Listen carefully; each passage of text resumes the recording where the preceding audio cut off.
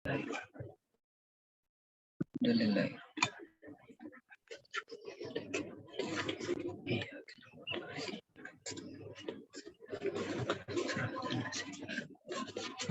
Serah majlis kepada Al-Fadhi Ustaz Allah Zawal untuk meneruskan pembacaan kitab Itqan As-Sunnah. Bismillahirrahmanirrahim. Sallallahu wasallam ala sayyidina Muhammad wa ala alihi wa sahbihi ajma'in.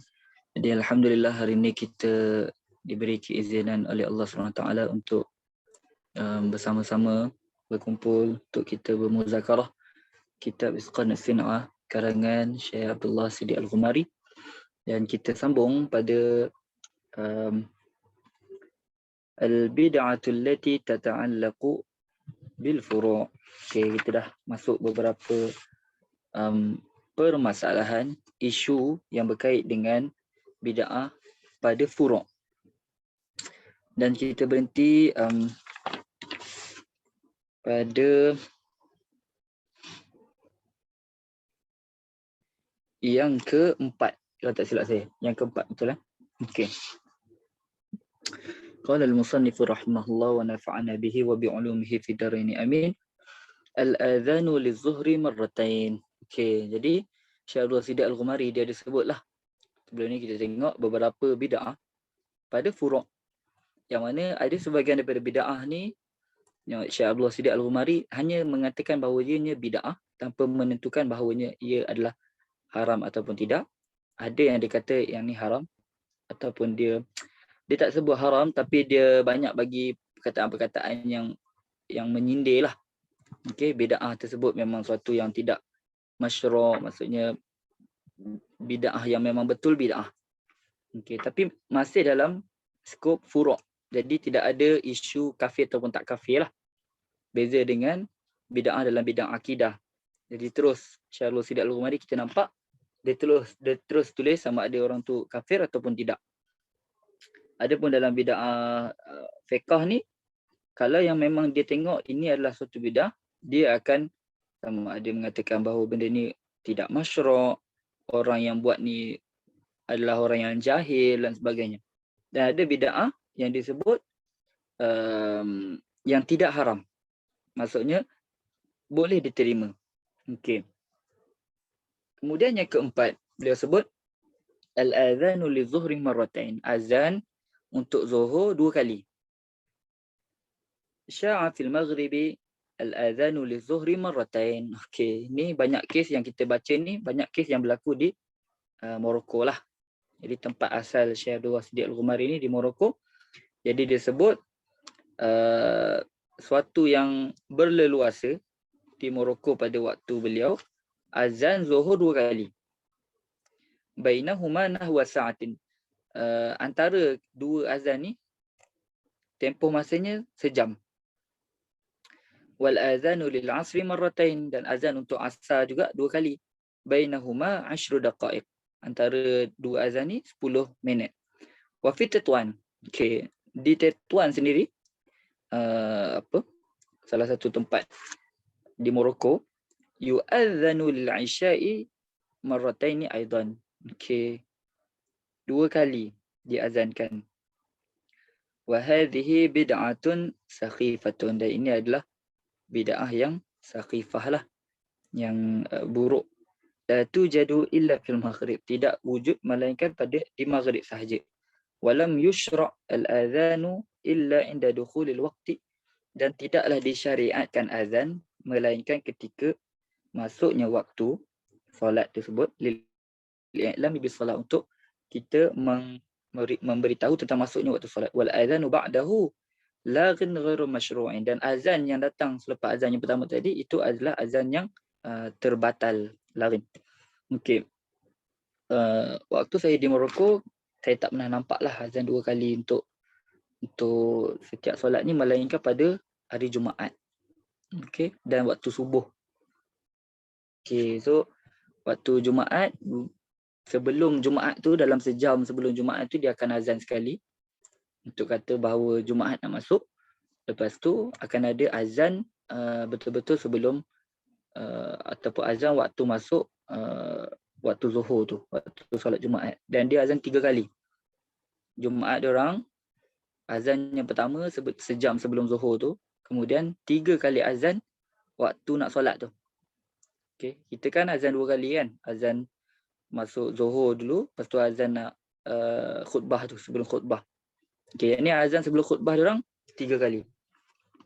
Dan yang tu wallahu alam, saya tak tahulah dari segi perbincangan hukumnya. Cuma saya rasa tak termasuk dalam apa yang Syekh Abdul Siddiq Al-Ghumari sebut di sinilah. Sebab di sini seolah-olah mengatakan Zuhur secara umum.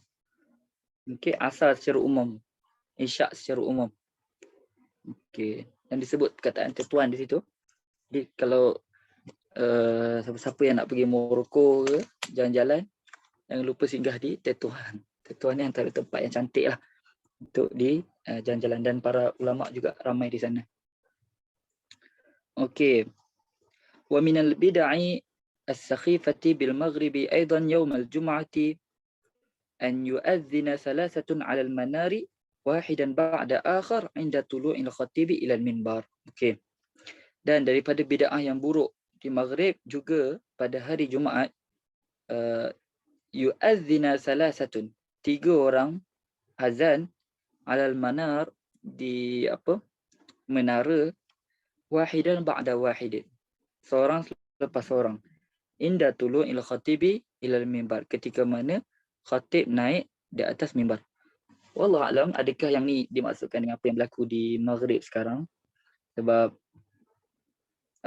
bagi saya perkara tu tak ada masalah lah. Sebab walaupun saya sendiri tak adalah belajar mazhab Maliki tu secara mendalam, cuma kalaulah perkara tu perkara yang memang betul buruk, tidak ada permasalahan, tidak ada isu khilaf di situ, maka mestilah ulama-ulama di Morocco sendiri akan memberi tanbih akan perkara tersebut.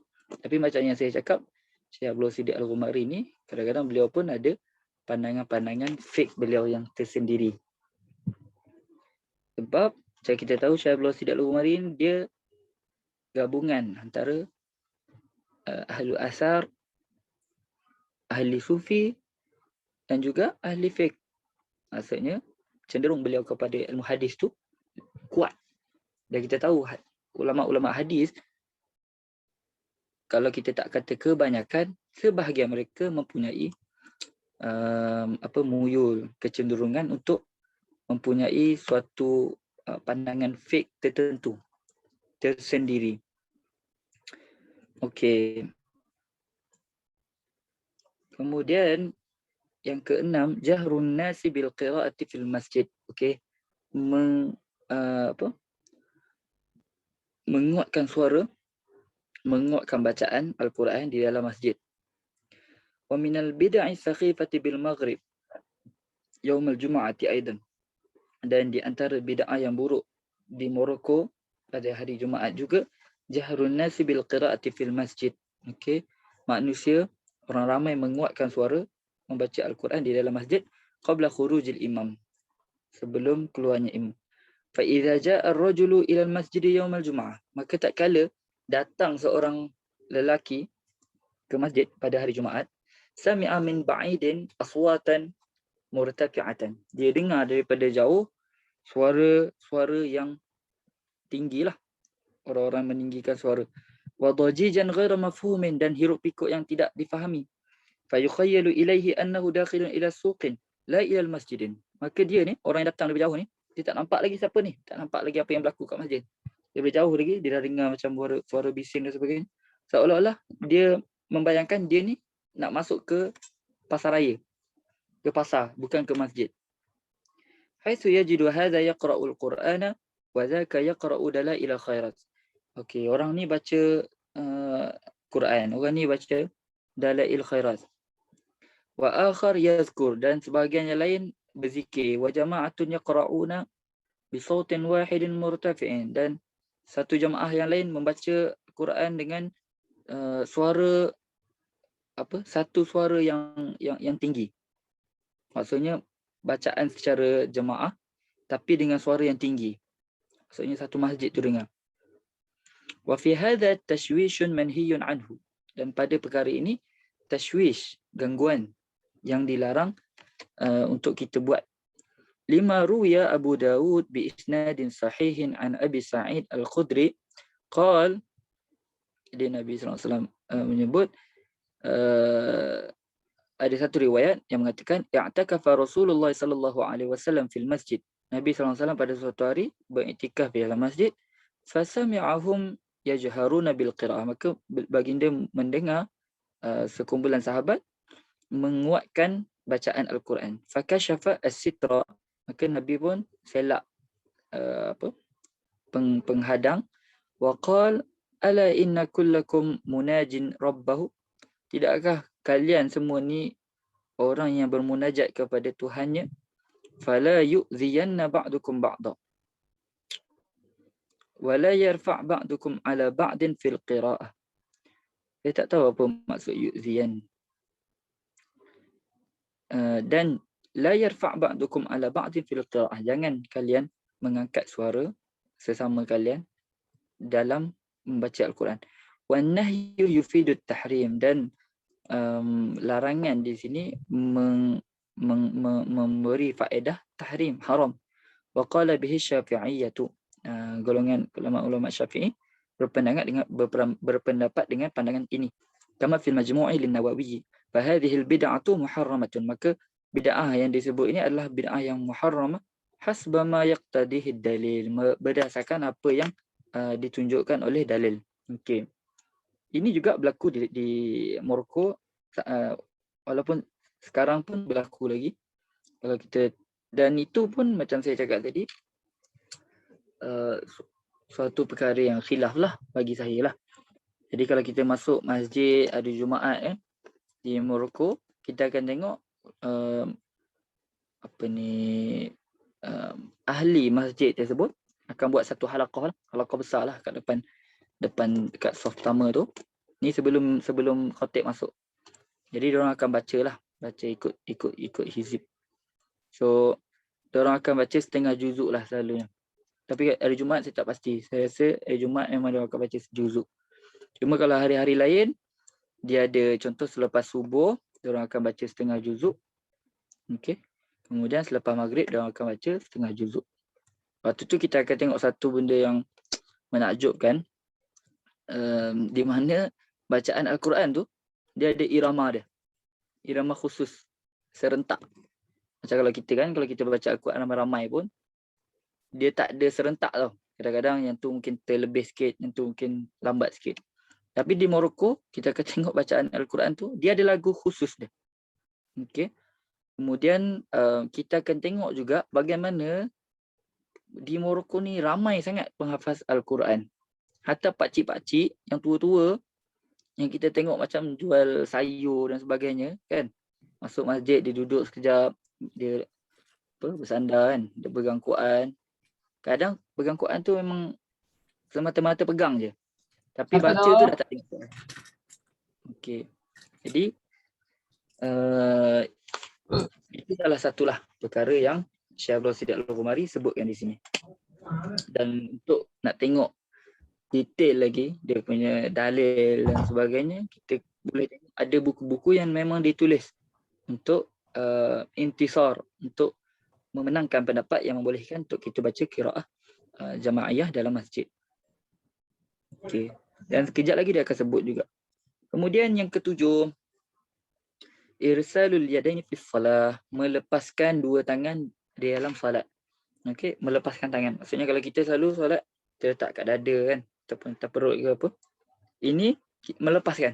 Kita akan letak dua tangan di di sisi kita. Okey, dan ni kita kalau di Morocco juga kita akan tengok, nampak banyak di masjid-masjid, di surau. Ada sebahagian makmum yang memang dia akan letak tangan, ada sebahagian yang akan lepas. Maksudnya dia Allahu Akbar kan. Terus dia letak ke bawah tangan. Okey, jadi perkara ni Syekh Al-Ghumari kata apa? Lam yaf'alhu Nabi sallallahu alaihi wasallam wala sahabah. Nabi tak buat dan sahabat pun tak buat. Fahiya bid'atun bila syakkin. Maka ia adalah suatu bid'ah yang tidak diragukan lagi. Wal ajibu jiddan. Dan suatu perkara yang sangat ajib, anna al-Maliki yata'tabaru hadhihi al-bid'ata min mustahabbatis salah. Okey, jadi dalam mazhab Maliki melepaskan tangan ni dia termasuk dalam mustahab, perkara yang apa, yang elok, okey, yang bagus untuk dibuat.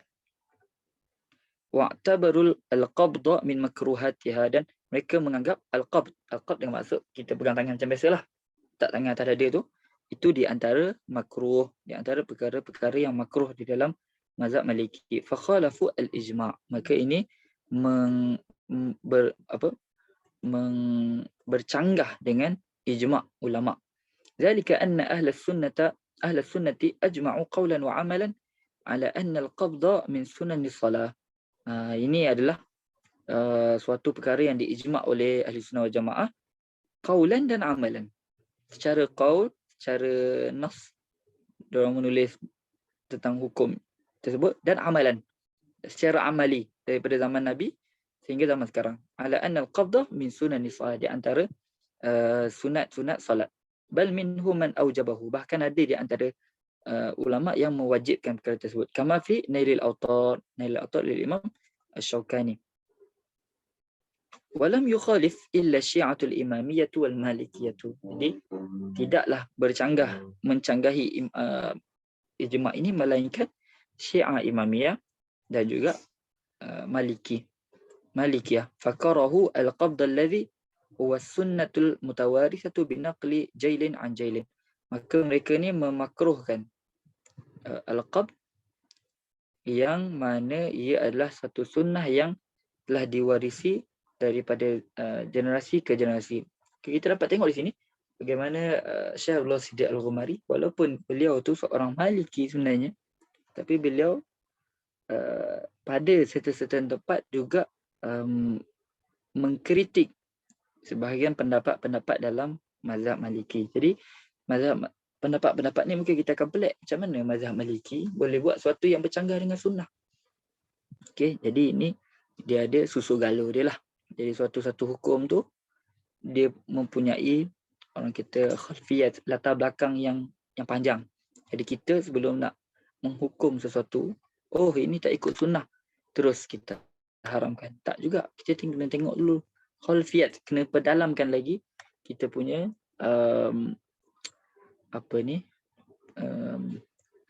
apa kita kata, pendidikan kita. Jadi kalau kita nak sebut tentang mazhab Maliki contohnya, jadi kita kena belajar daripada usul dia, daripada awal. Siapa imam dia, yang memberi hukum ni pun bukanlah masyarakat awam, orang yang kita tak kenal.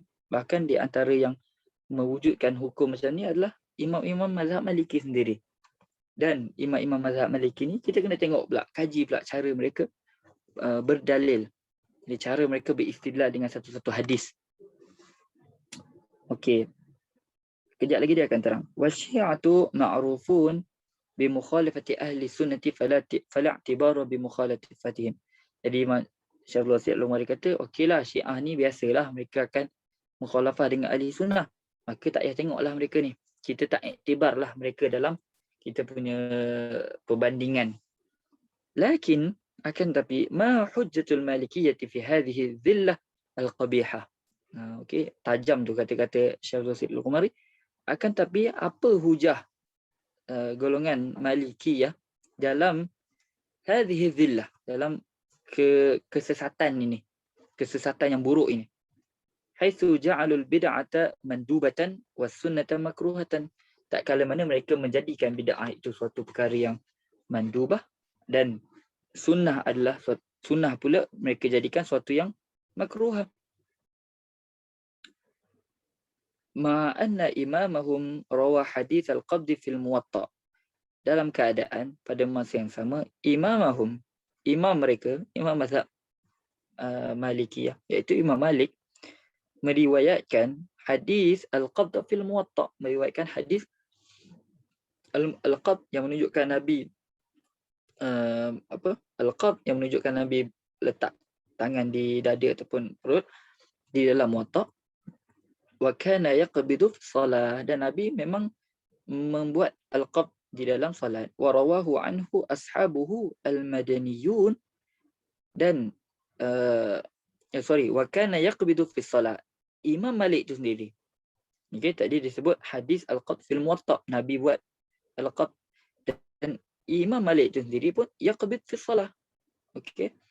Wa rawahu anhu ashabuhul madaniyun, dan telah meriwayatkan daripadanya, iaitu tentang bahawa Imam Malik tu melakukan al-qabd, anak murid Imam Malik tu sendiri, al-madaniyun, dari anak murid yang al-madani, yang menetap di Madinah, alladzina lazamuhu ila hini wafatihi radhiyallahu anhu, yang mana mereka ni telah melazimi Imam Malik sehingga wafatnya Imam Malik radhiyallahu anhu. La hujjata lahum illa riwayat Ibn al-Qasim fil Mudawwanah. Okey, tidak ada hujah bagi mereka, bagi golongan yang mengatakan dengan irsal al-yadain, yang membolehkan untuk ataupun menjadikan melepaskan tangan itu sebagai sunat, melainkan riwayat Ibn al-Qasim. Jadi Ibn al-Qasim ni antara anak murid Imam Malik juga. Dia anak murid Imam Malik ramailah. Ya, Ibn al-Qasim ni dan anak murid Imam Malik ni dia banyak datang daripada pelosok dunia Islam yang berbagai. Okey, ada yang daripada Mesir, ada yang daripada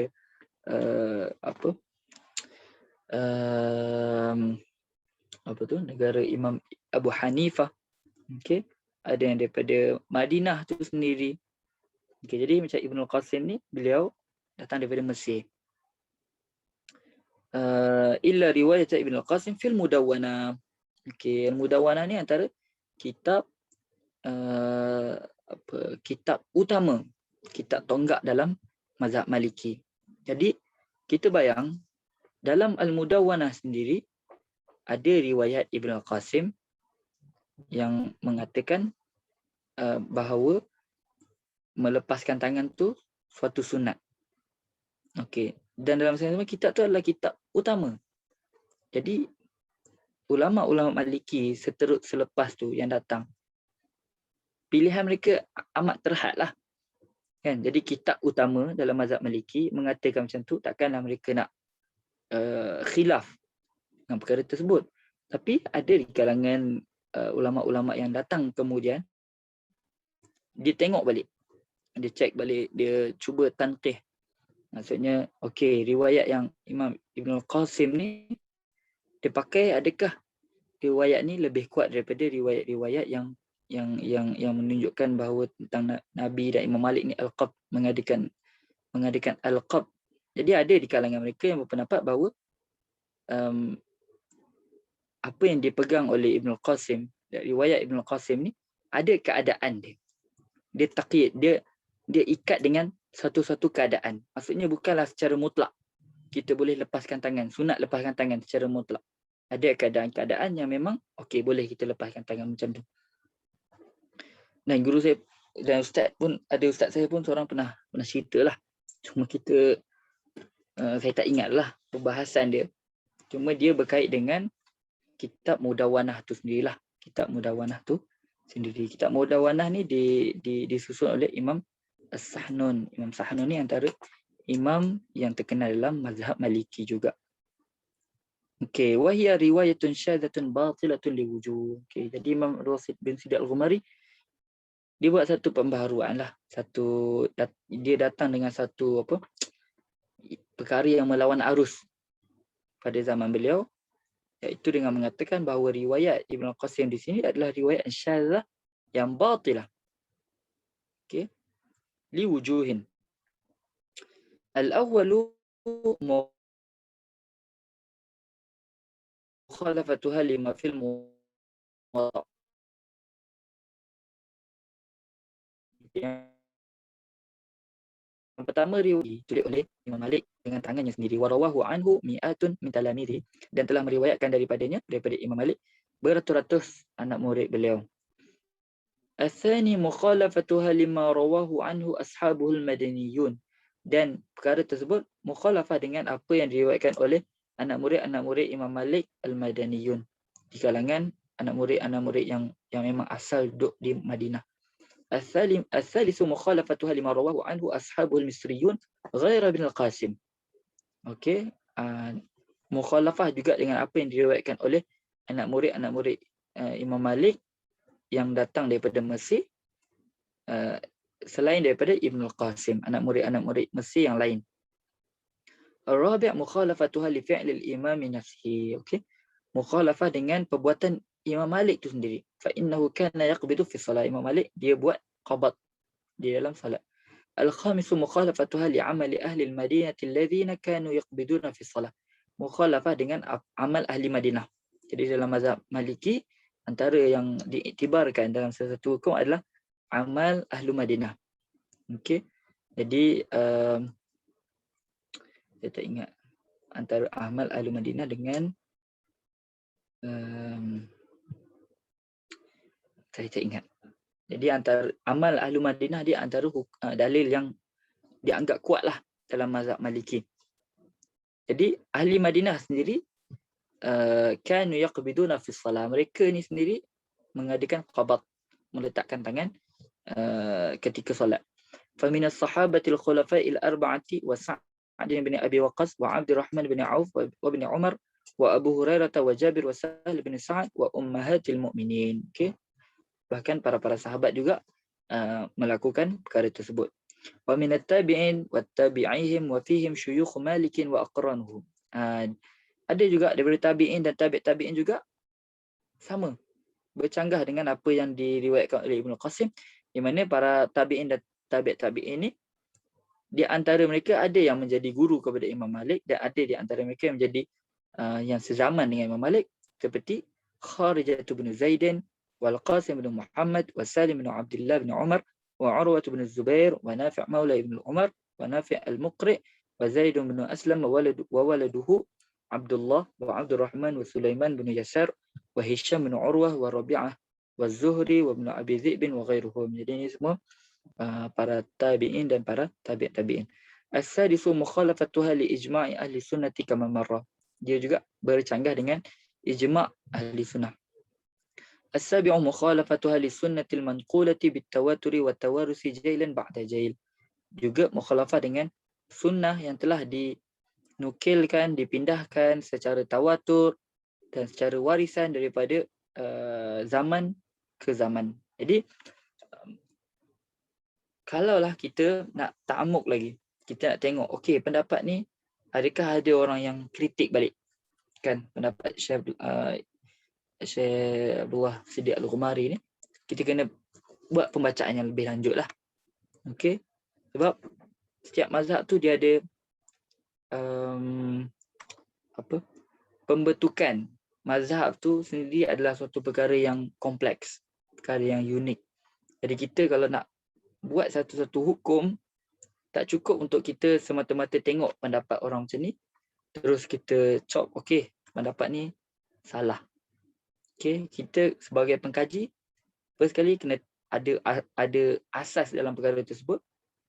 Okey, asas yang betul-betul lah. Kemudian kritik bukan semata-mata kita fokus kepada kritik, tengok juga kritik ni ada orang balas tak. Okey, dari situ kita boleh tengok perbandingan.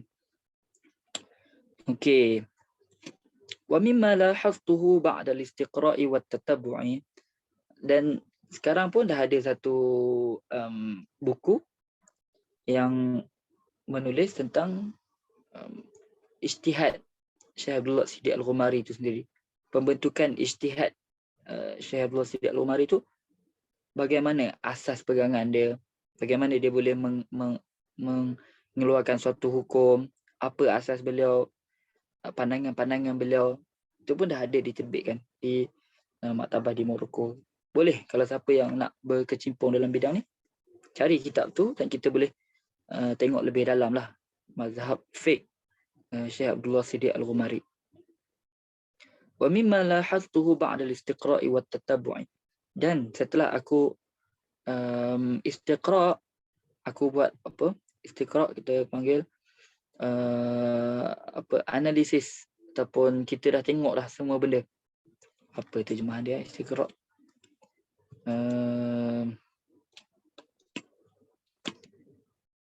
Apa Ustaz Arif?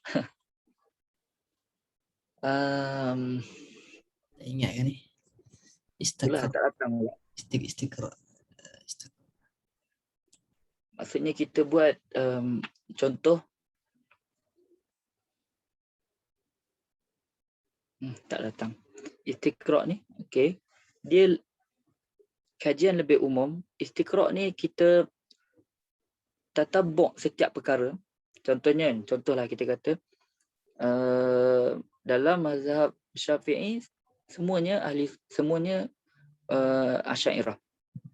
Okey, setiap imam-imam dalam mazhab Syafi'i itu adalah bermazhabkan akidah Asy'ari. Macam kita. Okey, apa dalil kita mengatakan perkara tersebut? Kita buat istiqra'. Okay, istiqra' kita boleh jadi tam, istiqra' naqis. Istiqra' tam maksudnya memang kita tengok daripada awal pembentukan mazhab Syafi'i sampailah sekarang, kita cek satu-satu. Okay, kita buat cek tu. Itu cek tu, itu yang kita panggil istiqra'. Okay, Imam Syafi'i, okay, Asy'ari. Imam ni Asy'ari. Kalau memang semua kita dah istiqra', kita buat cek tu setiap orang, maka istiqra' kita boleh sebut sebagai istiqra' tam lah. Istiqra' tam ni suatu benda yang kuat lah, ada hujah kuat. Tapi kalau ada sebahagian ulama Syafi'i sahaja yang kita kaji, ada sebahagian yang tak, maka dinamakan sebagai istiqra' naqis. Tak cukup kuat lagi lah, tapi kurang-kurang ada istiqra'. Jadi istiqra' maksud dia macam tu. Jadi berdasarkan apa yang Syekh Abdul Siddiq Al-Qumari melakukan istiqra', mana tadi? Okey. Ba'da al-istiqra' wa tatabu' anna mu'zama aqwali Malikin. Jadi dia istiqra' kata-kata Imam Malik lah. Aqwal, kebanyakan, sebahagian besar pendapat Imam Malik al-mukhalafatil sunnah, yang mana dilihat pendapat tersebut mukhalafah, bercanggahan dengan sunnah, yatafarradu binaqliha Ibnul Qasim. Okey. Yatafarradu binaqliha, berseorangan dalam menukilkan pendapat tersebut Ibnul Qasim. Maksud kata, mesti yang akan jadi penukil bagi pendapat tersebut adalah Ibnul Qasim. Orang lain tak ada yang nukil pendapat yang mana Imam Malik bercanggah dengan sunnah. Contohnya macam Qabat tadi kan. Okey. Jadi Ibnul Qasim je yang pendapat dia, kalau ada yang bercanggahan dengan pendapat Imam Malik, kalau ada yang bercanggah dengan dengan sunnah Nabi SAW, kita akan cek satu-satu. Tengok, last kali mesti Ibnul Qasim. Datang daripada Ibnul Qasim, mesti ada nama Ibnul Qasim. Ulama lain tak ada. Wa hadhihi syubhatun qawiyatun. Ini adalah satu syubhah yang qawiyah. Tujibu ar-ribata fima yanfaridu bihi an Malikin, yang mewajibkan ataupun yang membawa kepada syak, ataupun mewajibkan untuk kita syak dan ragu pada apa yang dibawa oleh Ibnul Qasim, yang beliau berseorangan bawa daripada Imam Malik. Jadi apa-apa yang kita tengok pada pendapat Syekh Abdul Siddiq Al-Qumari, apa-apa yang kita tengok daripada Ibnul Qasim, Al-Imam Ibnul Qasim, yang dia riwayatkan daripada Imam Malik dan dia berseorangan dalam perkara tersebut, maka kita perlu syak, kita perlu ada ragu-ragu dengan apa yang dibawakan. Jadi ini dapat Syekh Abdul Siddiq Al-Qumari lah, kalau kita tengok pun agak keras lah. Dan Ibnul Qasim ni antara orang kata ulama yang menjadi apa kita panggil tonggak dalam mazhab Malik. Jadi kalau Maliki sendiri, orang-orang mazhab penduduk Maghrib sendiri, ataupun ulama-ulama Maliki sendiri, mereka akan terkesanlah dengan pendapat-pendapat yang sebegini. Okey, al-thamin, yang ke-8, annaha ja'at fi man i'tamada ala yadayhi ba'da qabdihima la mutlaqan. Okey, ujah yang ke-8 adalah riwayat tersebut ja'at, datang, fi man i'tamada ala yadayhi. Riwayat tersebut datang pada bab tentang mereka yang beriktimad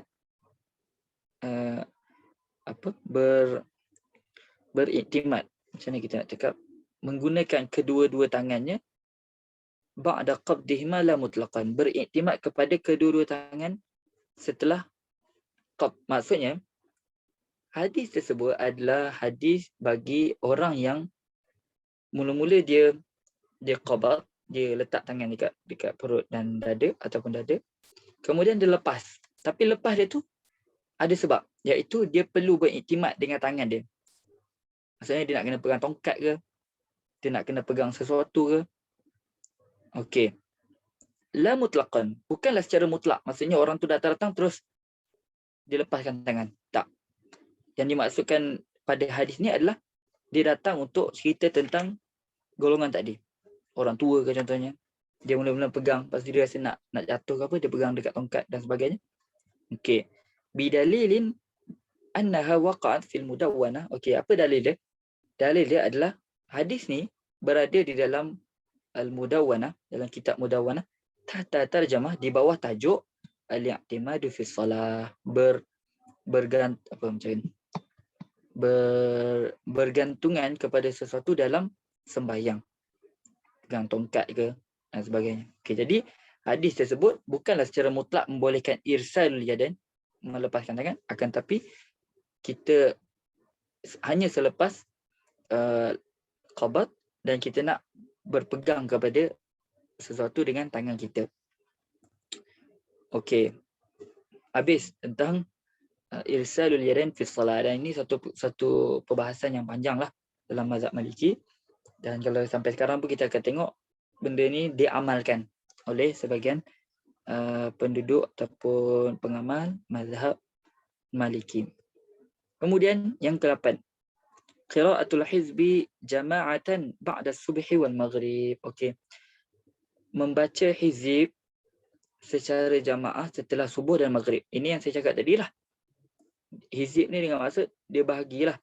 Dia apa? Satu juzuk tu dia bagi separuh. Okey. Lam takun fil ahdin nabawiyyi fahiya bid'atun.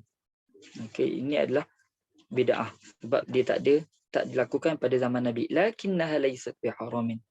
Okey, Syaikhul Islam dia kata ini bukan sesuatu yang haram. Wa man idda'a tahrimaha faqad kadzaba 'ala Allah haitsu harrama ma lam ya'ti tahrimuhu fil kitabi wala fi sunnati. Siapa yang mendakwa bahawasanya ia adalah haram, maka ia telah berbohong di atas nama Allah ataupun berbohong kepada Allah tak kala mana dia mengharamkan sesuatu yang tidak datang dalil haramnya di dalam kitab dan tidak juga di dalam as-sunnah. Kaifa wa tilawatul Qur'ani matlubatun 'alal umum. Bagaimana sedangkan Al-Quran itu dituntut untuk matlubatun 'alal umum, dituntut secara umum. Qala al-Hafiz Harbun al-Kirmani, tilmidul Imam Ahmad, okay, anak murid Imam Ahmad. Ra'aitu, kalau tadi kita tengok yang Syaikhul Islam sebut tadi, beliau fokus banyak kepada jahar, okay, menguatkan suara ketika membaca Al-Quran. Okay. Tapi kalau kita tengok dalam qiraatul hizib ni secara jamaah di Morocco, memang suara dia akan kuat. Kan? Jadi yang tu wallah alam lah, tak tahulah apa pendapat Syaikhul Islam Al-Umari. Sebab di sini seolah-olah beliau memisahkanlah. Kalau yang kuat tu satu hal, tak boleh. Kalau jemaah ni tak ada masalah. Okey.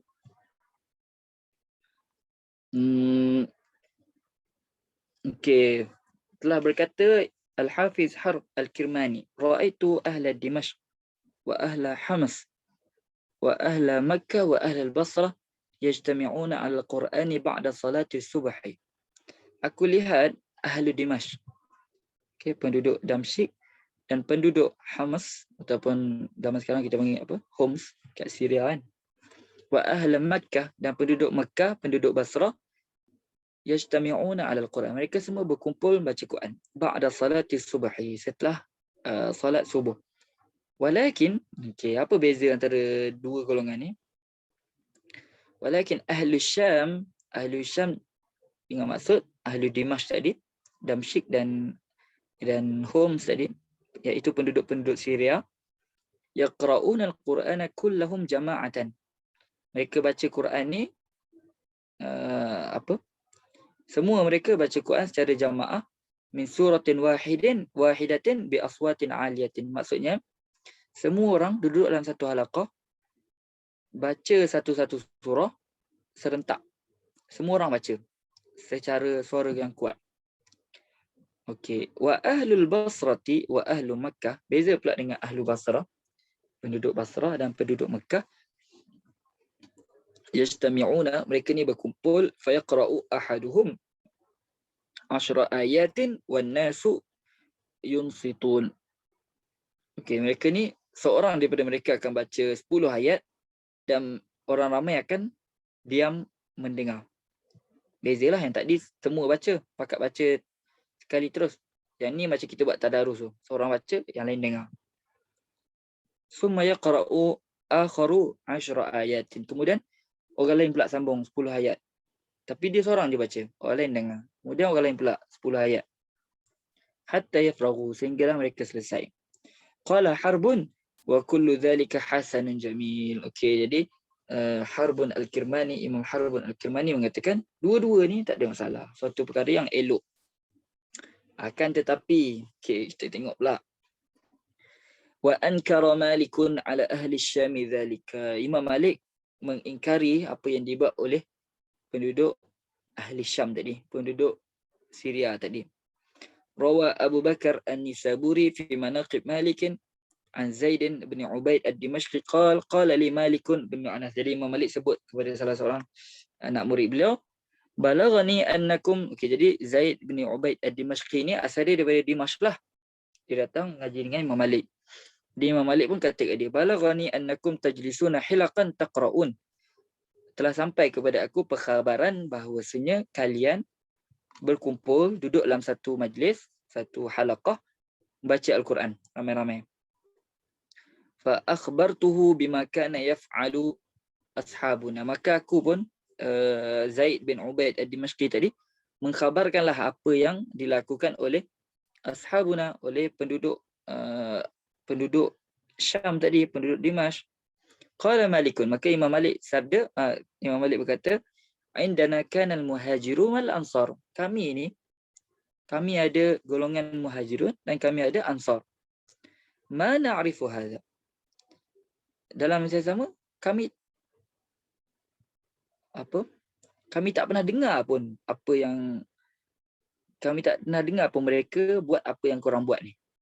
Okey, kami ada muhajirun, ansar. Maksudnya nak kata orang yang dekat dengan Nabi. Kan? Tapi tak ada pun mereka buat apa yang kalian buat ni. Qala Zaidun, maka Zaid pun kata, faqultu hadza tarifun. Ini adalah satu perkara yang baik, baca Quran.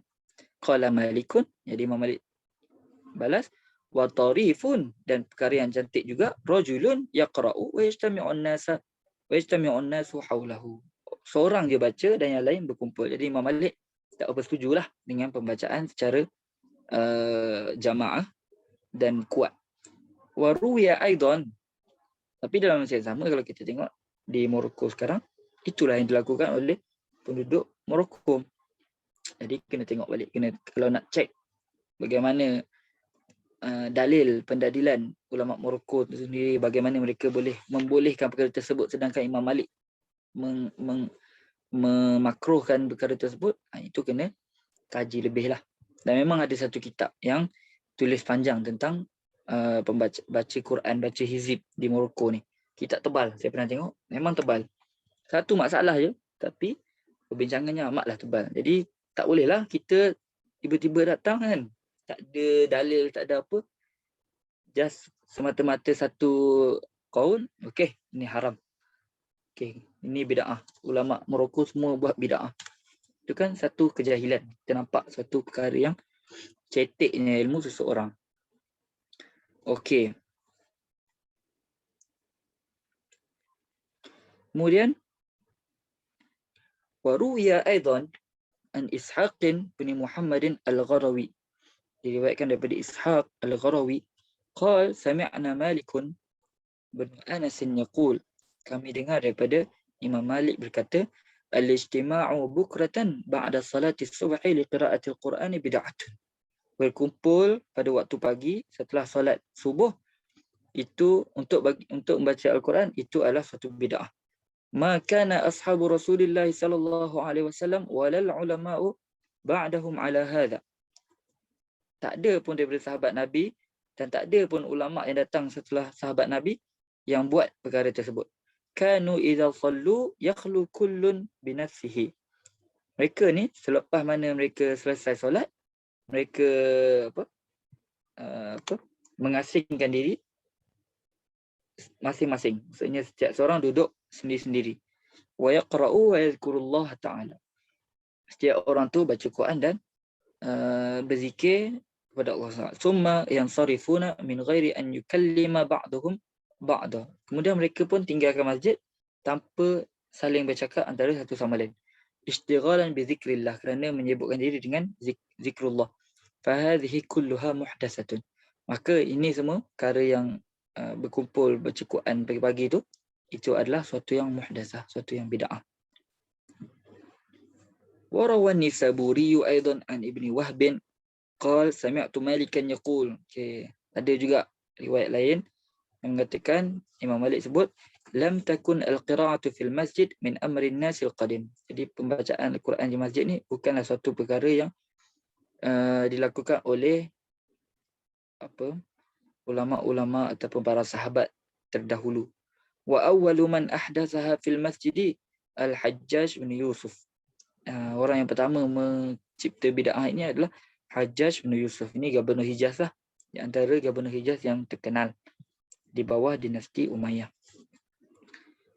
Qala Malikun wa ana akrahu dhalika alladhi yaqra'u fil masjid fil mushaf. Dan aku tak suka orang yang baca mereka yang baca Al-Quran di masjid menggunakan mushaf. Maksudnya orang yang tak dilah berkumpul baca Quran semata-mata untuk baca Quran. Qultu, okey, di Syekh Abdul Sadiq Al-Ghumari bagi pendapat. Dia berkata, hadis Muslim an Abi Hurairah. Hadis Imam Muslim daripada Abi Hurairah, wa majtama'a qaumun fi baitin min buyutillah, tidaklah berkumpul suatu kaum di masjid, di rumah-rumah Allah, yasluna kitaballahi, mereka ni membaca Al-Quran, wa yatadarasunahu bainahum, mereka saling bermuzakarah Al-Quran di antara mereka, tidaklah mereka ni melainkan nazalat alaihim as-sakinah, turun ke atas mereka sakinah, ketenangan, wa ghashiyatuhumur rahmah, dan meliputi mereka ar-rahmah, wa haffathumul malaikah, dan dinaungi oleh malaikat, wa dzakarahumullahu wa dzakarahumullah fi man indahu, dan Allah menyebut mereka ni dalam kalangan malaikat yang berada di sekeliling, di sisinya, di sisi Allah lah. Yufidu masyru'iyyata tilawatil Quran. Jadi hadis ni memberi faedah ke apa kita panggil masyru'iyyah tilawatil Quran jama'atun fil masjid. Okey. Fala yang bagi nisbata ihdathiha ila al-Hajjaj atau ghairihi. Okey, maka tak patut untuk kita menisbahkan bid'ah tersebut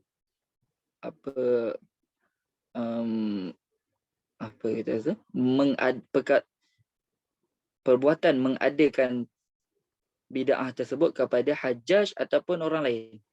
Maksud kata memang dah ada dalam hadis yang membolehkan perkara tersebut, maka tidak ada keperluan untuk kita nak kata oh Hajjaj orang yang pertama yang melakukan perkara tersebut. Dalam apa yang kita faham di sini adalah beliau mengkritik pandangan Imam Malik sendiri. Okey, sebab Imam Malik yang sebut perkara tersebut. Okey.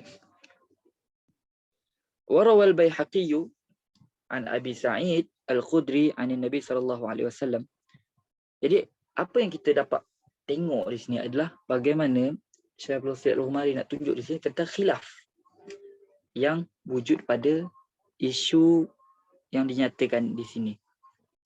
Dan Syekh Abdul Siddiq Al-Ghumari sendiri tidak pun mengatakan orang yang berpendapat dengan tak boleh itu salah, dan tak juga, tapi kita dapat tengok beliau memenangkanlah pendapat yang mengatakan boleh untuk baca Quran secara beramai-ramai macam tu. Jadi masih dalam persoalan khilaf, tidak ada keperluan untuk kita saling bergaduh, saling mengkritik, saling mencela semata-mata atas perkara khilaf. Warawal Baihaqi an Abi Sa'id Al-Khudri an Nabi sallallahu alaihi wasallam qala. Okey, ada lagi hadis lain yang Syekh Abdul Siddiq Al-Ghumari datangkan. Yaqulu Rabbu yaumal qiyamah. Allah SWT akan berfirman pada hari kiamat, saya'lamu ahlul jam'il yauma man ahlul karam. Okey. Orang yang berkumpul pada hari ini, pada hari kiamat nanti akan mengetahui siapakah dia ahlul karam. Golongan ahlul karam. Mereka yang memiliki kemuliaan. Faqila, maka ditanyakan, wa man ahlul karam? Siapakah ahlul karam? Qala majalisu zikri fil masajid, ataupun mujalisu. Mungkin lebih tepat mujalisu lah. Mereka yang duduk di dalam,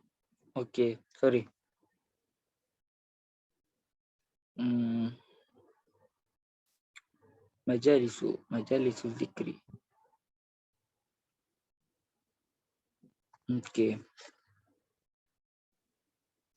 Ahlul karam.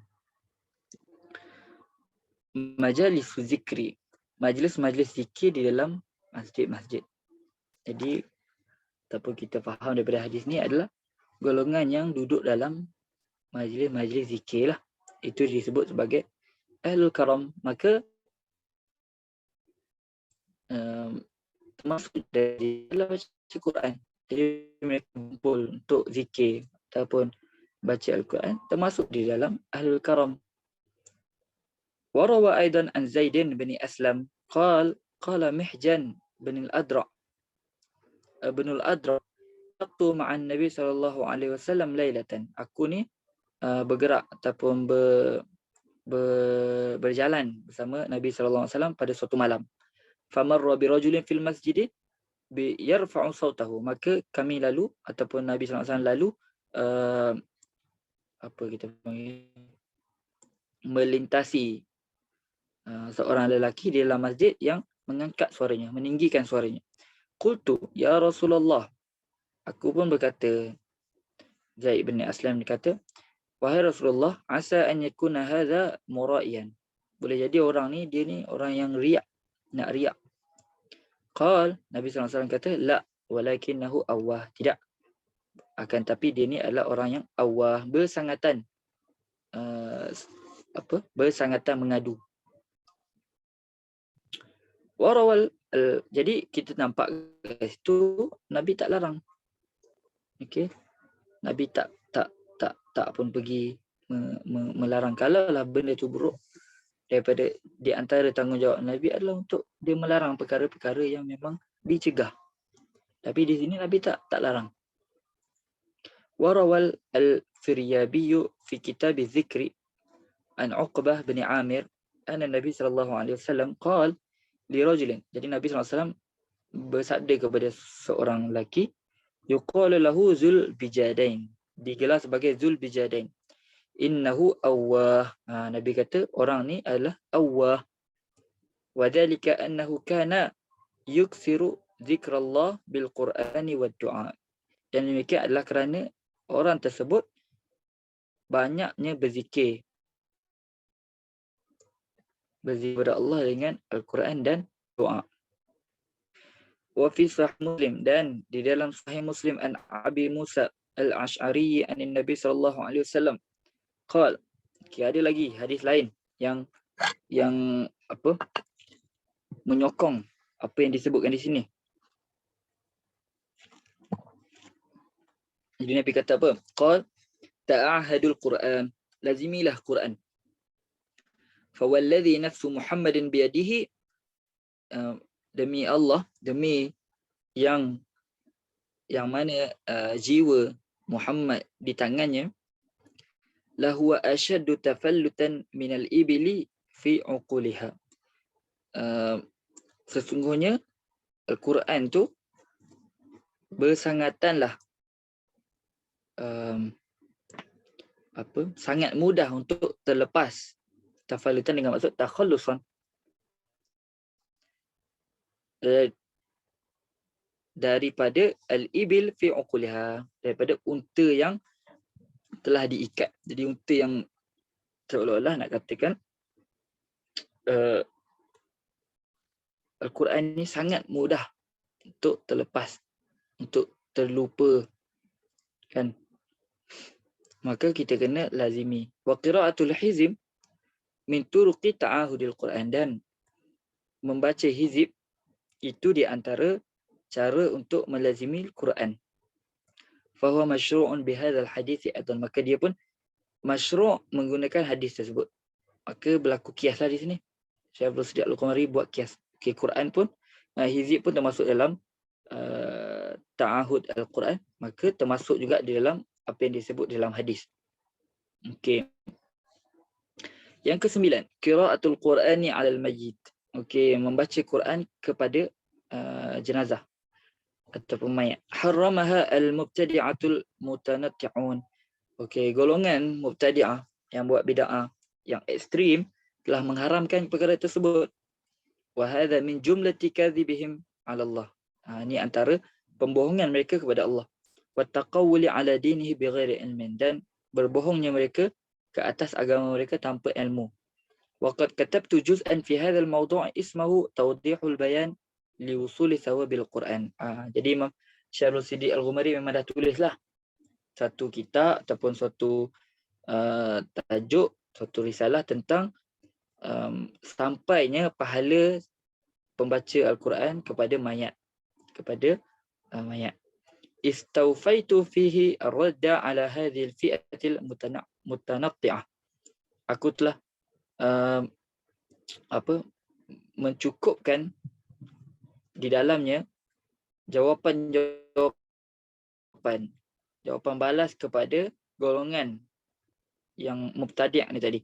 Fa usbituhu akhir kitab, dan aku akan mengisbatkannya lagi di akhir kitab ini. Okey, yang ke-10. Al-zikru fi tashyi'il janazah. Membaca zikir ketika mengiringi jenazah. Lam yasbut anna Nabi sallallahu alaihi wasallam kana yushayyi'ul janazata bizikr. Tidak sabit Nabi sallallahu alaihi wasallam ni mengiringi jenazah dengan zikir. Wa kana idza masya ma'a janazatin ru'iyat. Apa ni? Ru'iyat. Okey, ru'iyat alaihi ka'abatun. Terlihat di wajah baginda duka cita. Wa ruwiya at-Tabrani bi isnadin dha'ifin an Zaid bin Arqam an Nabi sallallahu alaihi wasallam qala. Nabi sallallahu alaihi wasallam kata, "Inna Allah azza wa jalla yuhibbu as-samta 'inda thalathin." Nabi sallallahu alaihi wasallam menyukai diam pada 3 keadaan. 'Inda tilawatil Quran, tatkala mana Quran dibacakan. Wa 'inda az-zahfi, az-zahfi waktu tentera ni baru nak bergerak masuk dalam medan perang. Kan dia orang gerak ramai-ramai tu kan, secara perlahan tu, step by step tu, itu kita panggil sebagai zahf. Jadi waktu tu Nabi suka kalau kita diam. Wa inda al-jinazah, dan ketika mana mayat diusung. Okey, waktu kita bawa mayat tu. Okey. Fa dzikru ma'al janazati bid'atun. Jadi daripada sini kita dapat tengok zikir, membaca zikir bersama jenazah, membawa jenazah tu, itu adalah suatu bid'ah. Ahdathat ataupun uhdithat li yushghilal mushayyi'una bidzikri 'anil kalami fil mayyit aw ghairihi. Okey, apa tujuan daripada dilakukan zikir ni? Dicipta ataupun diada-adakan untuk menyebutkan orang yang mengiringi jenazah tersebut dengan zikir, ataupun menyebutkan dengan zikir dan meninggalkan al-kalam fil mayyit aw ghairihi, berkata-kata, borak kosong tentang mayat ataupun selain dia. Jadi nampaknya orang dengan perubahan zaman, orang dah makin tak sensitif kan. Apatah lagi pada zaman kita kan, baca Quran main phone, dalam masjid main phone, dengar ceramah main phone setiap masa. Jadi perlu ada satu alternatif untuk tukar perkara tersebut supaya masyarakat tinggal perkara tersebut. Contohnya macam di sini diamalkan zikir kan, dicipta suatu zikir supaya waktu kita berarak bawa jenazah tu, iringi jenazah tu, kita banyak zikir. Ada cipta selawat ke dan sebagainya. Okey, jadi orang tak bercakap ataupun orang tak main phone sebagainya. Jadi itu bid'ah, tapi bid'ah yang ada maslahah macam kita sebut dulu. Dan dia bukanlah suatu bid'ah yang tak ada asal. Lakinnahum, akan tapi mereka ni, okey, Syaikhul Islam kata, tapi mereka ni lam yashtaghilu bizikri. Mereka ni walaupun dah ada zikir, tak sibuk pun dengan zikir. Bal istamarru fil kalami fasukutu ma'al janazati aula wa afdal. Jadi mereka ni, dia Syaikhul Islam rumah dia tengok, zikir ni pun tak bagi kesan sangat. Orang borak juga. Jadi senang cerita kita kata kat dia orang, diam tu lebih afdal. Kan? Okey. Yang ke-11, raf'ul yadaini fid du'ai ba'da salati ila akhirih, wallahu ta'ala a'lam. Jadi kita tengok sambung pula minggu-minggu seterusnya insya-Allah.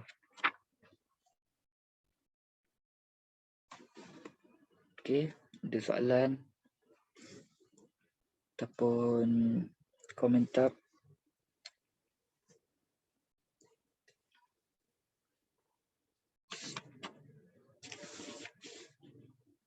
Okey, kelas bulan puasa pun nanti kita tengok macam mana pihak penganjur punya keputusan lah. Kalau tak ada, tengok lepas Ramadan ke, kita akan start balik buka mutamimah lah insya-Allah. Ustaz, yang tafallutan tadi tu saya masuk dengan apa? Dengan maksud takhallusan. Takhallusan. Yes, takhallus. Jazakumullah khairan. Terima kasih kepada Ustaz Wazawawi, dan untuk insya-Allah minggu hadapan kita dah masuk Ramadan Mubarak kepada semua. Berkenaan kelas dalam bulan Ramadan, nanti saya akan update dalam grup WhatsApp setelah berbincang dengan Al-Fadhil Ustaz Zawawi dan juga Ustaz Zainul insya-Allah. So cukup sekadar ini pada malam ini. Kita baca, kita tawakuf dengan tasbih kafar dan surah Al-Ansar. Allahumma